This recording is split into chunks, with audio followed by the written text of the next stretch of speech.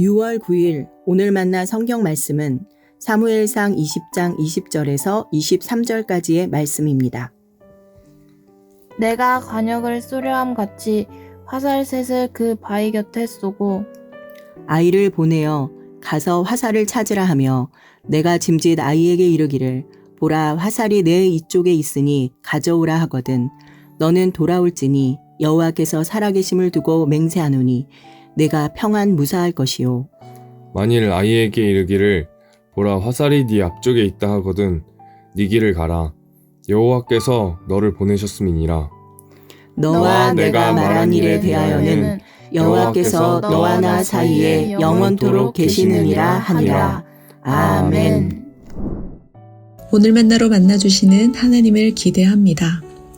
가축 피해가 잦은 아프리카 오카방고에서 소의 양쪽 엉덩이에 눈 그림을 그려 넣었을 때 죽은 개체가 없었다는 연구 결과가 나왔는데요.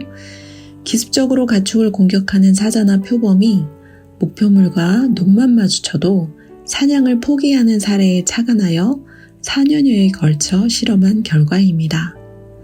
사냥감에게 들킨 사자가 사냥을 포기하는 것은 눈 모양의 위장술 혹은 감시자 효과일 텐데요. 짐승이 든 사람이든 누군가가 나를 보고 있다면 우리는 경거망동하지 않고 진중할 것입니다. 사무엘상 20장 23절 말씀입니다. 너와 내가 말한 일에 대하여는 여호와께서 너와 나 사이에 영원토록 계시느니라. 본문에서 요나단은 자신과 다윗이 맺은 언약의 진중함을 너와 나 사이에 영원토록 계시는 하나님께 두고 있는데요. 이처럼 하나님을 대인관계에도 함께 하시는 부분으로 인식하며 살아가는 것이 바로 요나단의 코람데오, 즉 신전의식입니다. 요나단이 볼 때 다윗은 결단코 죽지 않을 자입니다. 다윗에 대한 아버지 사울의 진심을 알기 전까지 요나단에게 사울은 크고 작은 일을 자신에게 알려주시는 분이며 알려주지 않고는 행하지 않는 분입니다. 그러나 다윗이 볼 때 사울 왕은 생명을 찾을 만큼 잘못한 일이 없는 자신에게 창을 던진 자입니다. 골리앗가 블레셋을 무찌른 1등 공신이요 미갈의 남편으로 왕의 사위이며 악령으로 번뇌할 때 쏘므로 낫게 한 치료자 다윗으로 하여금 나와 죽음의 사이는 한 걸음뿐이니라 표현하며 도망하게 한 자입니다. 요나단은 절친 다윗을 위해 마음의 소원이 무엇이든 이루어주겠다 약속하는데요. 월삭 때 사울의 반응을 보고 판단하자는 다윗의 제안에 요나단은 아버지께서 다윗을 해치려는 결심 유무를 화살 신호로 알려주겠다 약속합니다. 이처럼 요나단은 왕의 후계자가 되기보다는 다윗의 친구로 남기를 선택했는데요. 그 이유는 아버지 사울의 가문은 멸망하고 다윗이 흥할 것을 알았기 때문입니다. 그 결과 요나단은 다윗에게 왕이 된 후 여호와의 인자하심을 자신에게, 다윗의 인자함을 자신의 집안에 베풀어 주기를 바라며 다윗의 집과 언약을 맺는데요. 왕의 후계자 자리를 고집하거나 경쟁하지 않고 다윗의 왕위 계승을 인정하며 헤세드, 즉 인자함을 구하는 것은 자신과 다윗의 관계에서도 하나님을 의식했기 때문입니다.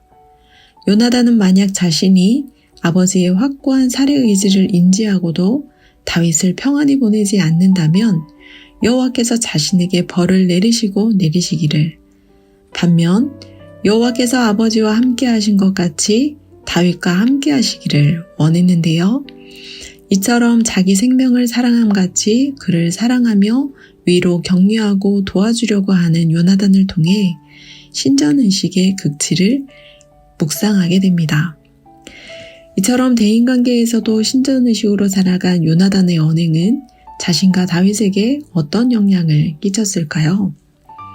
자신에 대해서는 겸손과 수용, 고집하지 않음과 내려놓음을, 사울의 위협으로 두려워하는 다윗에게는 하나님의 뜻과 하나님에 대한 믿음을 상기시켜주지 않았을까요?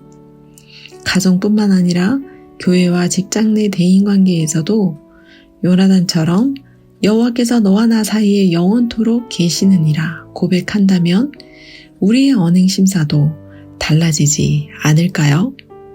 기도하겠습니다.